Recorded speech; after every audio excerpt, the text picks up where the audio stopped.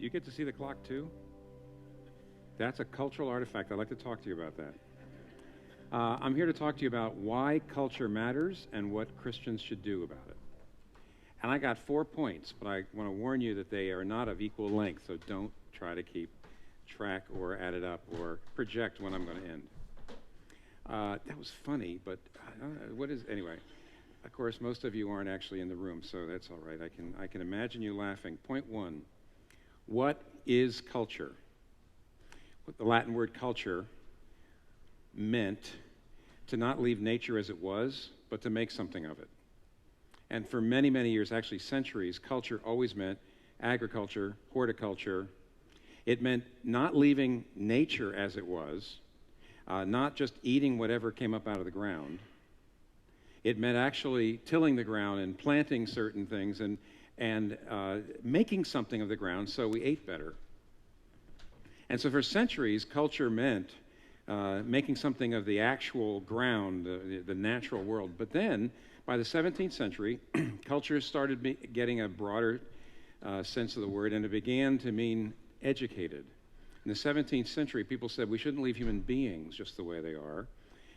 We shouldn't leave human nature the way it is. We need to expose human beings to literature and philosophy and art. And the idea of higher education and becoming a cultured person comes into being. But by the 20th century, the word culture began to be used in a comprehensive way. And that's how I'm going to use it today, and how most people use it today. Sociologists and anthropologists would say that culture is the shared beliefs and values, the shared conventions and social practices of a subgroup or an entire society, in which we're taking all the raw material, everything in life, and rearranging it in order to express meaning, in order to express what we think is the good, the true, the real, and the important. So, everybody knows when you think of culturing the land, you don't leave the ground as it is. You till it up and you plant, and then you eat what comes. But what's music? Class. Music is taking the raw material of sound and putting it together in such a way that it not only strikes the emotions, but actually also becomes the glue for certain societies. In other words, music is taking the raw material of noise, as it were, of sound, and turning it into something, not leaving it just as it is, but cultivating it. Or, for example, what are stories or theater? It's taking the raw materials of human experience and fashioning that into narratives. Or, anything that is a cultural artifact. Let me give you cultural artifacts. Art, obviously. Technology is a cultural artifact. You're taking something and making something new out of it. But by the way, legal arguments, medical policies, all stories. A fictional story means I'm taking raw material and I'm rearranging it what? To say something about what I think is true and real and important and good. And therefore, that's really what culture is. Culture is rearranging the material world, the raw materials, in order to say something, in order to express meaning in some way. Now, that's what culture is. James Hunter, by the way, says that culture is the power to define reality. And that's let me get to point 2. How do Christians understand culture? What's culture making when it comes to Christian thought? And the answer, of course, is that Christians believe that culture making is taking the raw material that God has made, and there's potentials in that raw material, and we're drawing the potentials out, and we're rearranging material for human flourishing and human thriving as God defines it. Now, I'll get back to that in a second. As God defines it. But now, biblically, culture making is something that biblically is a good thing. Adam and Eve are put into the garden as what? Gardeners. And by the way, all culture making is basically a form of gardening. When you create music, you're taking the raw material and making it into music. When you create a story, when you create anything, you're taking raw material. Same thing as a garden. You're taking the raw material and you're tilling it, and you're cultivating it, and you're fertilizing it, and that sort of thing. The original people, Adam and Eve, were gardeners, and that means they made culture. But if you see, as soon as Adam and Eve pass off the scene in Genesis chapter 4, you'll see people making culture. You'll see art and technology, except, of course, it's violent culture because it's culture not under the influence of God, but under the influence of self, and under the influence of love, but of power. But of course, even later on in the book, we know, the book of the Bible, we know that God, even though culture making tends to be something that he made human beings to do, and often that culture is destructive, yet God doesn't just raise up his people to be prophets and priests. Who's Daniel? Who's Joseph? Who's Esther? These are people that God raised up and gave them so-called secular jobs. They brought justice and wholeness into a secular field. And so the Bible indicates that culture making is good. But let's get back to what I just said I was going to get back to. Every single culture is basically the rearranging of material in such a way that we express the meaning of things. Every culture is pointing to values. Every culture is saying, this is what's good, this is what's true, this is what's beautiful, this is what's real, this is what's important. And when I say Christians are supposed to make culture, we're supposed to make culture, we're supposed to rearrange things for human flourishing. And by the way, everybody says that. I think I heard Gabe already say it, that we're here for the common good. We're here for common good. But you realize that that is a loaded term. That is a value-laden term. When anybody says, I want to work for the common good, you need to know that they have a working definition of common good that's based on all sorts of underlying beliefs about what human beings are for, why we're here, where we're going, what is important for human beings to live for. And therefore, we don't agree on what human flourishing is. We don't agree on what the good is. So for example, I told you that I gave you 8 examples of cultural artifacts.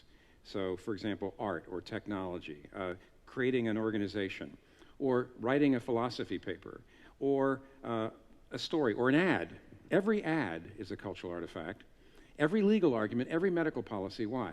Because let me give you 9 examples of different cultural understandings of what is good. Some cultures and some cultural artifacts say individual choice and happiness and self-expression is more important and supporting the group or community standard. It's more important that the individual be happy than you support community standards. Other cultures and other cultural artifacts say it's the other way around. The importance is that the individual sublimate his or her self-interest for the good of the family. Which is it? The 2 different views of good. Or, secondly, some cultural artifacts tell us that the material world is good.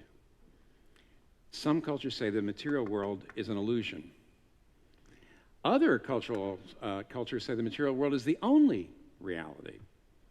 Which is it?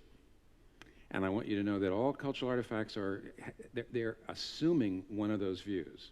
Or thirdly, is sex dangerous and a necessary evil? Or is it only for family or community? Or is it a form of self-expression? Is money basically a way for you to get your family up in the world? Or is it a mode of self-esteem? Let me put this in the form of questions. Is society basically an aggregation of individuals or of families or of tribes? In other words, what's the basic building block of society? Differing answers, different cultures. Medicine, law, ads, art, everything's different. Or is history basically moving in a direction of progress? Are things getting better and better? Or are things getting worse and worse and we've come down from some golden age? Or is history a tale told by an idiot full of sound and fury signifying nothing? Or is it cyclical? Which is it? See, different cultures believe different things about history, and it comes out in all the cultural products. Or is morality self-authorizing? Basically, does the individual decide what is right or wrong? Or is morality or moral values embedded somehow in the cosmos of the universe, and it's our job to discover them and align ourselves with them? Is human reason sufficient to answer all questions, ultimately? Or is it not, and therefore we have to depend on revelation from God or tradition or something like that? You see, our understanding of time, our understanding of art, our understanding of government, rationality versus intuition and experience, all these things, which is most important? every culture is coming down somewhere. Every cultural artifact is coming down somewhere, because culture is rearranging the raw materials of life, everything from clothing to food, everything from law to medicine, everything from art to philosophy, and everything is being rearranged in order to express meaning and to say, this is good, this is true, this is beautiful, and this is not. And I just gave you something like 30 or 40 different views of different things that are the underlying values and beliefs beneath every single culture and every cultural artifact. Christian culture making is just like any other kind of culture making, except Christians try to discern what is God's view of the relationship between the individual and the community. What is God's view of the family? What is God's view of sex and money and power? What is God's understanding of history? What is God's understanding of rationality? What is God's understanding of identity? What is God's understanding of society? What is God's understanding of morality? And then by getting that sort of deep into our hearts and psyche, you just go out in the world and you do what everybody else does, which is you make culture. Because if you work, you make culture. If you do anything, pretty much, you make culture. So that's point two. Point one is, what is culture making? Point two is, what is Christian culture making? It's pretty much the same thing, except Christians understand that there are very different views of the common good, and we are seeking to help all human beings thrive, not just us Christians. But we're seeking it necessarily in terms of definitions of the good that God gives us. Now, point three, and this is the shortest point by far. Should Christians, therefore, engage culture? Should Christians try to make culture? Should Christians think that culture making matters and we should try to do it? And I think now you know what the answer. This is the shortest point. The answer is, unavoidably, Christians will be making culture. The real question is, are you just going to go with the flow? Are you just going to be doing what everybody else does? Are you essentially going to be creating culture that is based on non-Christian understandings of the good, of society, of history, of identity, of morality? Or are you going to be really, really thoughtful about it and try to actually let your culture making be influenced by your faith? So the question is not, should Christians make culture? The question is, of course, will they do it well or not? See, that was a short point. Point four, what's the way forward then? If it's unavoidable, and as I think you realize I'm implying, most Christians are not thoughtful about it.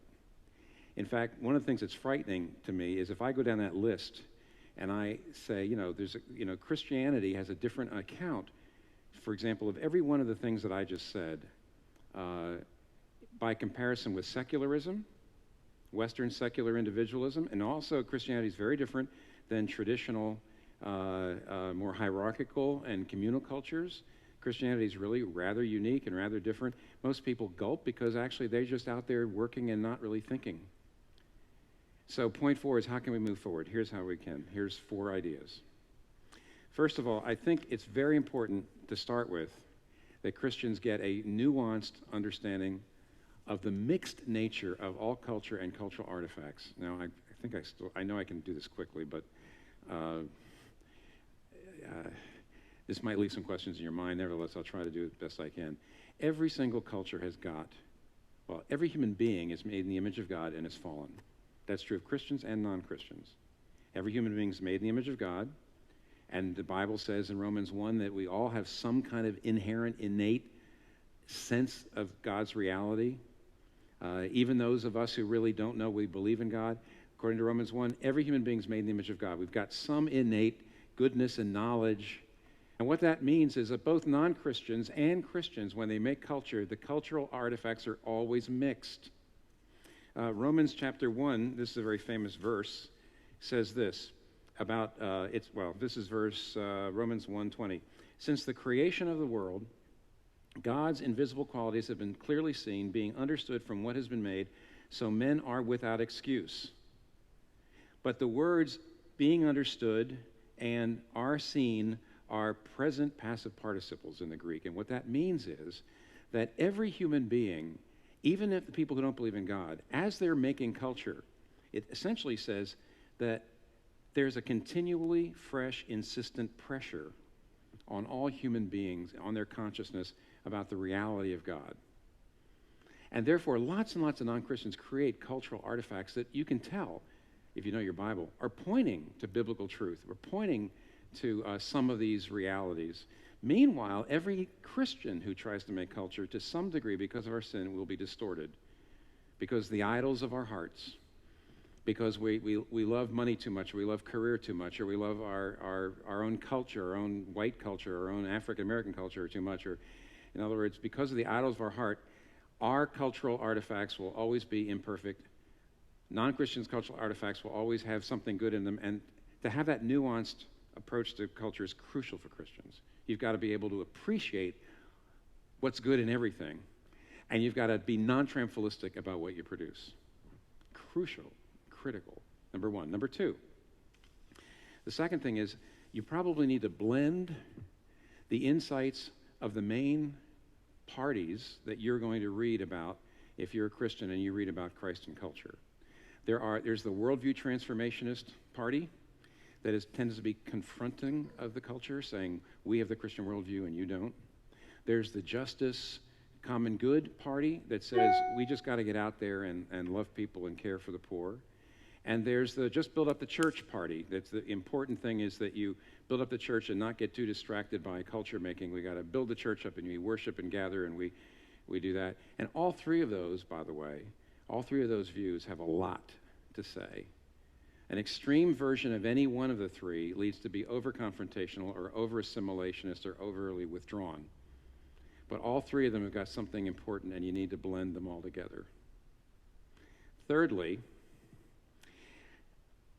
our cultural products as Christians need to both defy and resonate with the culture. Not only resonate, because then you're just giving in. Not only defy, because nobody will listen to you. You've got to do both. And you know, when Friedrich Nietzsche says, and he argues constantly, that great philosopher, that if you believe in human rights, and if you believe you need to care for the poor, and if you believe in the equality of every human being, he says, then whether you know it or not, you're a Christian. You may say you don't believe in God, but you're a Christian. If there is no God and the universe is impersonal, and we all got here just by eating one another, the strong eating the weak, it's just crazy to think that if we're just the product of evolution, that we should love one another. One Russian philosopher said, this is the way a lot of secular people reason. Man descended from apes, therefore let us love one another. And Nietzsche says, there can't be a God. If there's no God, then human rights don't work. But most people are going to say human rights do work, and therefore you can say, you've got something that I resonate with. I believe in human rights too. Here's where it comes from. One last thing. We can make culture because God has made the world to be remade by culture makers. Mark Knoll, in his book, Scandal of the Evangelical Mind, puts it like this. Who formed the world of nature, which provides the raw material for physical sciences? Who formed the universe of human interactions, which is the raw material of politics, economics, sociology, and history? Who is the source of all harmony, form, and narrative pattern, which is the raw material for art? Who is the source of the human mind, which is the raw material for philosophy and psychology? And who, moment by moment, maintains the connection between our minds and the world beyond our minds? God did, God does.